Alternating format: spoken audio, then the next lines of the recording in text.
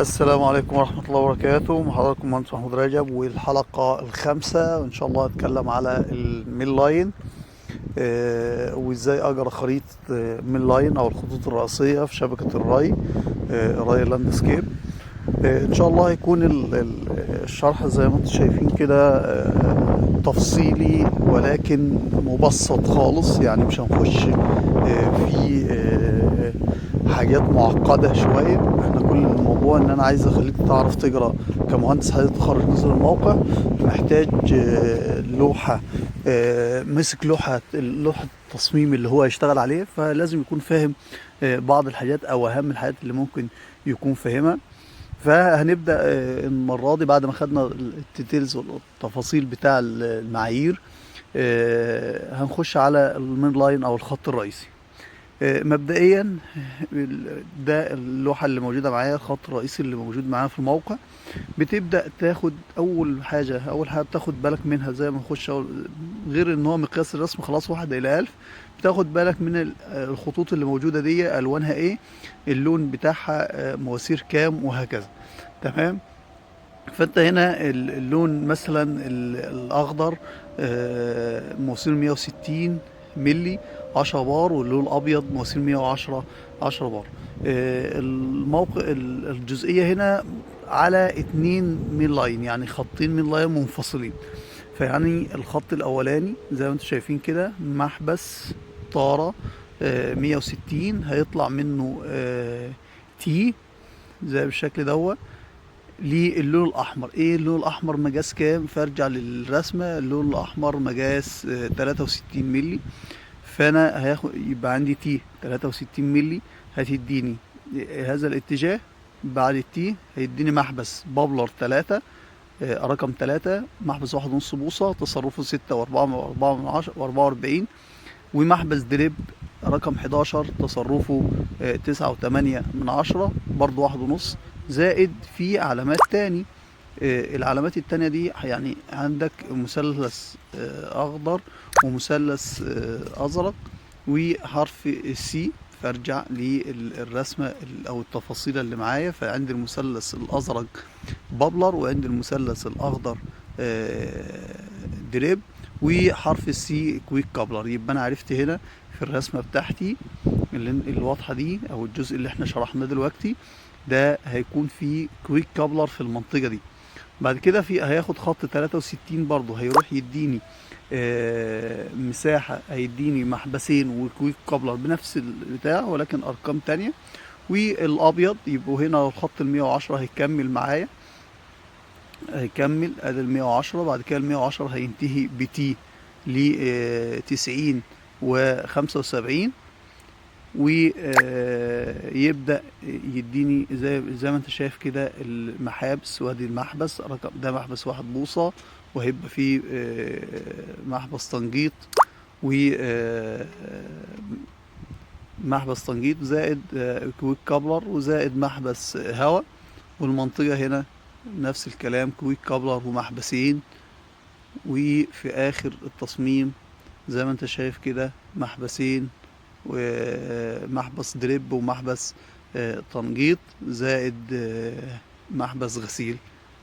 ده كده الجزء الاولاني، محبس رئيسي ومتفرع. طبعا حد يقول لي طب انا اعرف ازاي ان ده، او ليه هنا حط مواسير 75 وليه هنا حط مواسير 63 وليه هنا حط مواسير 110؟ باختصار ده التصميم. انا ما بقولكش كيف تصمم، انا بقولك كيف تجرى الرسمه اللي موجوده عندك. اما كيف تصمم ده جزء تاني، وانا احسب تصرفه واشوف الماسوره 63 دي بتشيل تصرف كام عشان احطها للمحبسين دول، وهكذا. يعني ده قصه التصميم او كيف اصمم، ده جزء تاني هنشرح فيه ان شاء الله. لكن النهارده مهمتك انت كمهندس تنفيذي مش انك كيف تصمم المشروع، لا، انت كيف ان انت تفهم التصميم ده عشان تنفذه، وبعد كده تخش في التفاصيل. يعني بعد ما تفهم اللوحه هتبدا بقى ليه الماسوره دي اتحطت كده، وليه ليه القصه دي، وتوزيعه المواسير ازاي، وليه مواسير 110، ليه مش 160، ليه مش 90.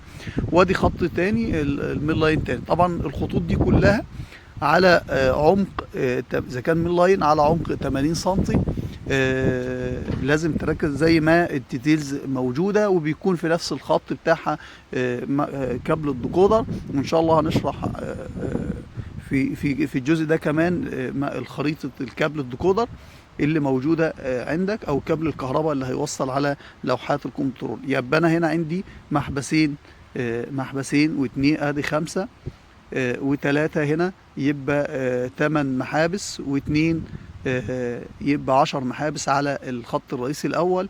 والخط الرئيسي الثاني نحسبهم مع بعض برضو تقريبا 10 محابس. يبقى كل خط رئيسي هنا 10 محابس. يبقى دول اللوحه اللي موجوده معايا في عليها 20 محبس على مخرجين او خطين رئيسيين منفصلين. عرفنا التفصيل او توزيع الخطوط الرئيسيه وليه توزعت الخطوط الرئيسيه بالشكل ده في مقدما لما نخش قدام شويه ونحكي على ازاي اوزع شبكه الري وازاي اوزع المواسير. كل ده ان شاء الله نحكيه واحده واحده، ولكن النهارده مهمتك انك تعرف شبكه الري بتاعتك الرئيسيه، او تجرى لوحه الكنترول شغاله ماشيه ازاي، وبتفاصيل زياده عن ان انت تخش بداخل المشروع بشيء كويس جدا. شكرا ليكم، واستنونا ان شاء الله في فيديو تاني، وهنتكلم على الديكودر، كابل الديكودر اللي هو الخطوه اللي بعديها. بعد ما تركب الخطوط الرئيسيه بتركب معاها خط الديكودر على حسب التفاصيله اللي موجوده في المشروع اللي انا واخده كمثال وبنشتغل عليه. شكرا ليكم، والسلام عليكم ورحمه الله وبركاته.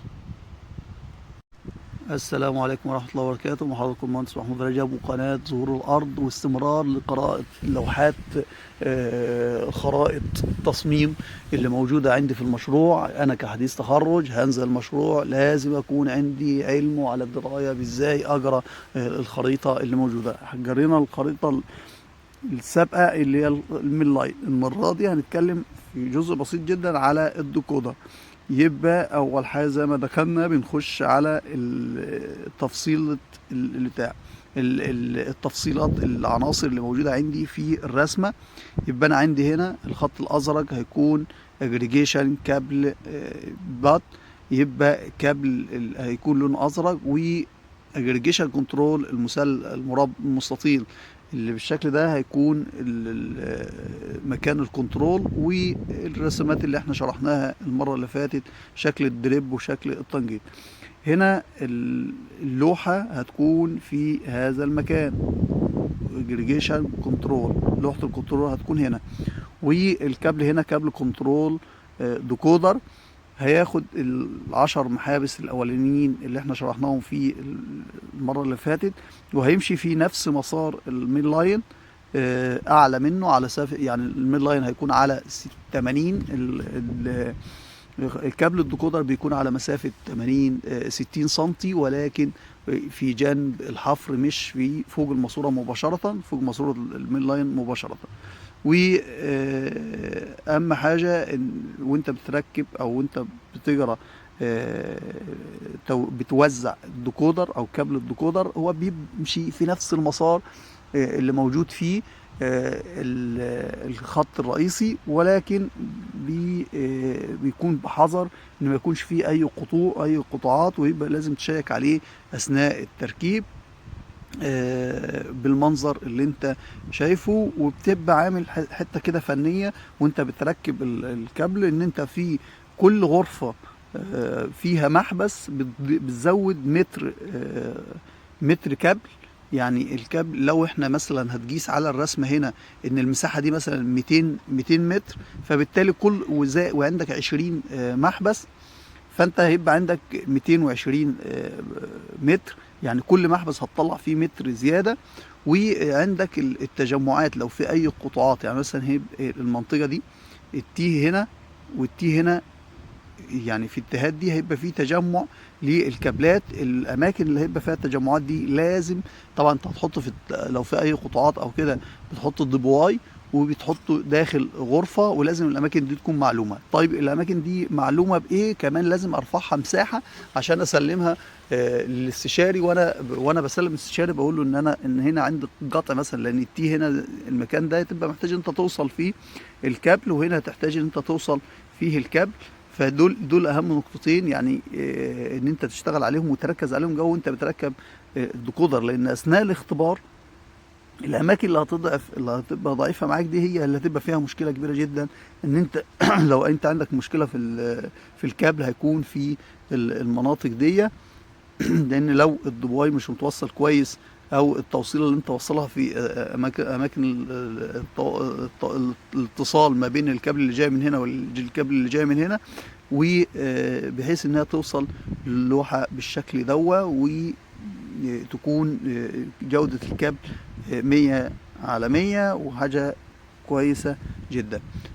ده باختصار شرح الديكودر، او شرح فرد، او تركيب، او تصميم الديكودر بيكون ازاي في النموذج اللي احنا واخدينه معانا هنا. واتمنى يكون يعني استفدنا شوية عن الديكودر اللي موجود عندي واللي احنا بنتكلم عليه النهاردة. وشكرا لكم، والسلام عليكم ورحمة الله وبركاته.